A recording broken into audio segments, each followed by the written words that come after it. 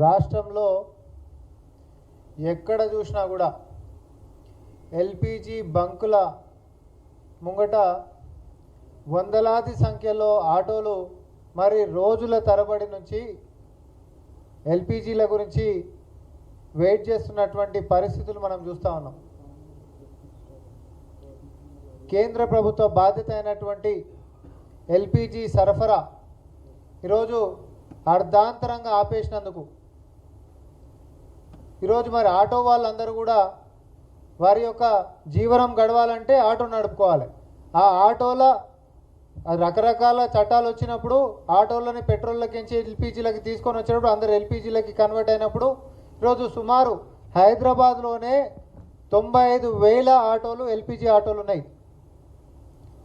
ఈ ఎల్పిజి ఆటోలకి మరి ఎల్పిజి అందియకపోతే అవన్నీ ఆగిపోయి బంకుల కాడనే వందల సంఖ్యలలో ఒక్కొక్క బంకు కాడ వెయిట్ చేస్తుంటే రోజుల తరబడి ఉపాధి కోల్పోతున్నటువంటి ఆటో వాళ్ళ యొక్క సమస్యని కనీసం కారణమైనటువంటి కేంద్ర ప్రభుత్వం బీజేపీ అయినా లేకపోతే ఇక్కడ ప్రతిపక్షంలో ఉంటున్నటువంటి బీఆర్ఎస్ పార్టీ అయినా ఒక్కసారి కూడా లేవనెత్తుతలేదు.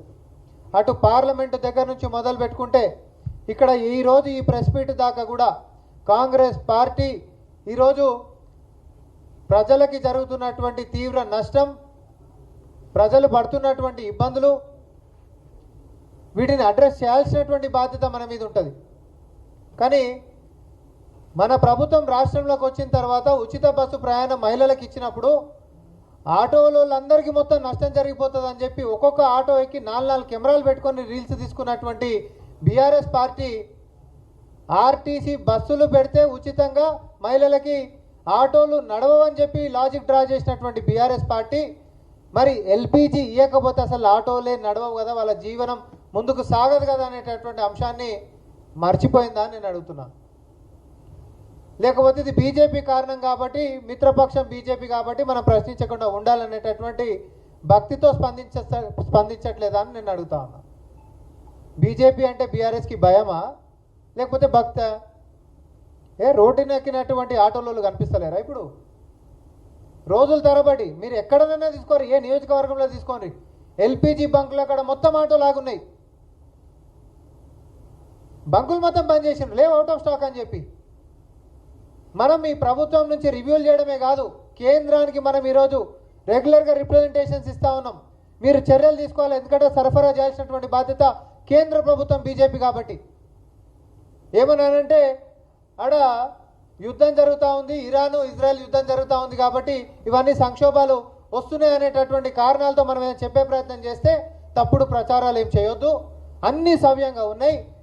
ఈరోజు ఎట్లాంటి సమస్యలు కూడా లేవనెత్తేటటువంటి పరిస్థితి లేదు దేశంలో అని చెప్పి ఒక పక్క ప్రధానమంత్రి గారు మాట్లాడతారు.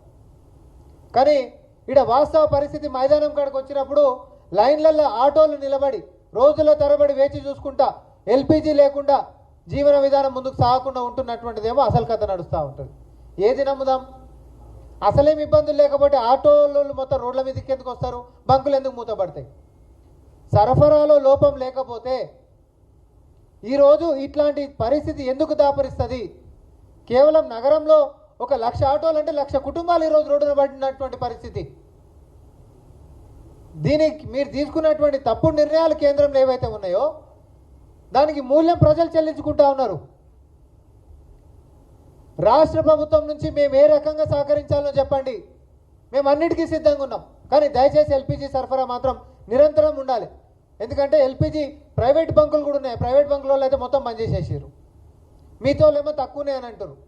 నిన్ననే కమర్షియల్ గ్యాస్ సిలిండర్ 195.5 రూపాయలు పెంచిండు, మళ్ళా అవి ట్యాక్సులతో 200 చిల్లరనేమో. అసలు ఏం సమస్యనే లేదని అంటారు, ధరలు అడ్డగోలుగా పెంచుకుంటూ పోతారు. మీకు అర్థమైతే లేదా సమస్య? నగరంలో నేను బయటకు పోయి ఇంత తిందామనంటే మెనూ ఇంత పెద్దగా ఉంటుంది, కానీ వాడు ఈరోజు చెప్తున్నాడు ఏ హోటల్కి పోయినా, సార్ అవన్నీ ఉన్నాయి బాగానే కానీ మా అక్కడ 1, 2 ఈ బిర్యానో లేకపోతే ఇదో తప్ప వేరేవేం లేవిగా. ఏంది అంటే గ్యాస్ లేదని అంటున్నాడు. సమస్యనే లేదని చెప్పి కేంద్ర ప్రభుత్వం చెప్తా ఉంటుంది, కానీ సమస్యల సుడిగుండంలో ఆల్రెడీ ప్రజలు ఈరోజు ఇబ్బందులు పడతా ఉన్నారు. ఈ విషయానికి గలటువంటి కారణం బీజేపీ సంపూర్ణ బాధ్యత తీసుకొని రానున్నటువంటి రోజుల్లో కూడా ఎట్లాంటి కొరత లేకుండా చూడాల్సినటువంటి బాధ్యత వాళ్ళ మీదనే ఉంది. మీరు అయితే పారదర్శకంగా ప్రజల ముందుకు వచ్చి నిజాలన్నా చెప్పండి, పరిస్థితులు ఇది, మీరు ఇట్లా కొంచెం జాగ్రత్త చేయండి, లేకపోతే మన ఈ జాగ్రత్తలు పడదామని. వెనకటికి ఏదో కోవిడ్ సమయంలో అర్ధాంతరంగా టీవీ ముంగడికి వచ్చేసి లాక్డౌన్ అని చెప్పేసినట్టు మళ్ళీ రేపొద్దున ఇప్పుడు ఏదో 5 రాష్ట్రాలలో ఎన్నికలు జరుగుతున్నాయి కాబట్టి ఏదో కవర్ స్టోరీలు నడుపుతూ ఉన్నారు.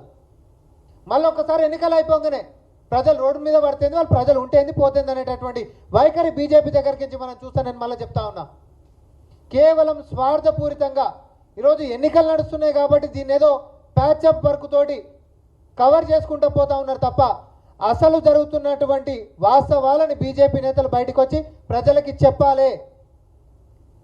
నేను దేనికోసం ఈ ప్రెస్ మీట్ పెట్టినానంటే మీరు చెప్తున్నటువంటి చేస్తున్నటువంటి వ్యాఖ్యలకి ఈరోజు మైదానంలో జరుగుతున్నటువంటి వాస్తవాలకి చాలా తేడా ఉందని అంటున్నా.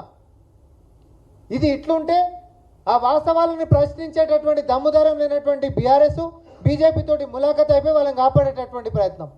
హరీష్ రావుని తీసుకొని ఒక ఆయన అంటే అమెరికానే వారిపోయింది, అది వేరే సంగతి. హరీష్ రావుని తీసుకుంటే ఇక్కడ లోకల్ సమస్యలే మాట్లాడతాయని సెల్ఫీలు పెడతాడు. ఇక చూడండి నీళ్ళు ఎట్లా వాడుతున్నాయని, మేము కట్టిన శ్రీరామ్ సాగర్ కించి వచ్చినటువంటి నీళ్ళని.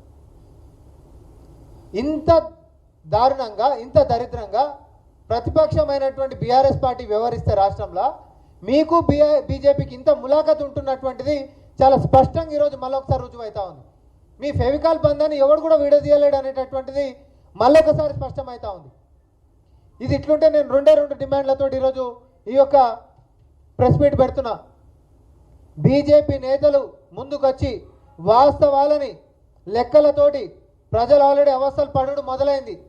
రేపొద్దున ఎన్నికలు ఉన్నాయనేటటువంటి కారణంతో ప్రజలను తప్పుదారి పట్టినకే కొన్ని రోజులు ఏదో మేనేజ్ చేద్దామనేటటువంటిది కాదు, వాస్తవాలు ప్రజలకి చెప్పాలి, ముందస్తు చర్యలతో ముందుకు తీసుకొని పోయేటటువంటి విధంగా చైతన్యం చేయాలనేటటువంటి డిమాండ్ ఒకటైతే, బీఆర్ఎస్ పార్టీ నేతలు బీజేపీ తోటి ములాఖత్ కాకపోతే, మీకు ఫెవికాల్ బంధమే గిట్ట లేకపోతే, కెమెరాలు పెట్టుకొని రీల్స్ తీసుకొని ఆటో సమస్యలని చెప్పి మాట్లాడినటువంటి మీరు వందల సంఖ్యల్లో ఆటోలు మొత్తం మీరు రోడ్ల మీద వేచి చూస్తుంటే, రోడ్లకి ధర్నాలు చేస్తుంటే, కేంద్రం మీద కొట్లాడుతుంటే కారణమైనటువంటి బీజేపీని పల్లెత్తు మాట అనుకుంటా మీరు ఉంటున్నప్పుడల్లా మీరు వాళ్ళు ఒకటే అనేటటువంటిది మళ్ళా రుజువైతుంది.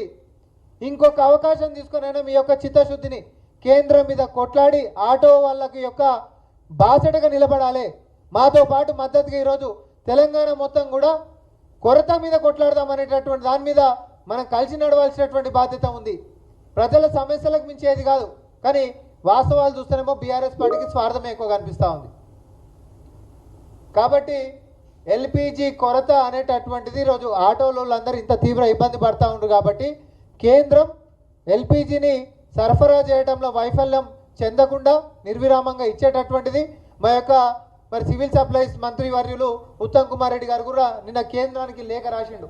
ఉంటున్నటువంటి షార్టేజ్ ఈడనే కాదు అన్ని రాష్ట్రాలలో కూడా అదే దాపురించినటువంటి పరిస్థితి కేంద్రం యొక్క తప్పుడు నిర్ణయాలతోటి. ఈరోజు చుట్టుముట్టు దేశాలు కూడా మనతో మంచి లేనటువంటి పరిస్థితి. నేను దాంట్లో దాకా పోను, కానీ నిరంతర సరఫరా చేయాల్సినటువంటి బాధ్యత మీకుంది. లేని ఎడల ఆటోలో అందరినీ ఆదుకోవాల్సినటువంటి బాధ్యత కేంద్రం మీద ఉంది. వాళ్ళ జీవనోపాధి మీద మీరు ఈరోజు బెల్ట్ దెబ్బలు కొట్టినంత పని జరిగింది. వాళ్ళ నోటి కాడ మట్టి కొట్టకండి, వాళ్ళ జీవితాలను నిలబెట్టడానికే కేంద్రం ముందుకు రావాలి. మొదట సఫర్ అవుతున్నటువంటి వాళ్ళు ఈరోజు ఆటోలోలే. వాళ్ళ పక్షాన నిలబడడానికే కేంద్రం ఏ నిర్ణయం తీసుకున్నా రాష్ట్రం నుంచి సహకరించడానికి మేమందరం సిద్ధంగానే ఉన్నాం. కలిసి కట్టుకు వాళ్ళని నిలబడడానికే ఈరోజు కాంగ్రెస్ పార్టీ వారి పక్షాన నిలబడి కొట్లాడుతుందని చెప్పి బీఆర్ఎస్ పార్టీ యొక్క అసలు భాగోతాన్ని ఆటో సోదరులందరూ కూడా తెలుసుకోవాలని చెప్పి బీజేపీ వైఫల్యాలని మీ కుటుంబాలతో పాటు సమాజానికి కూడా చాటి చెప్పాలని చెప్పి విజ్ఞప్తి చేసుకుంటూ సెలవు తీసుకుంటా ఉన్నాం. ధన్యవాదాలు.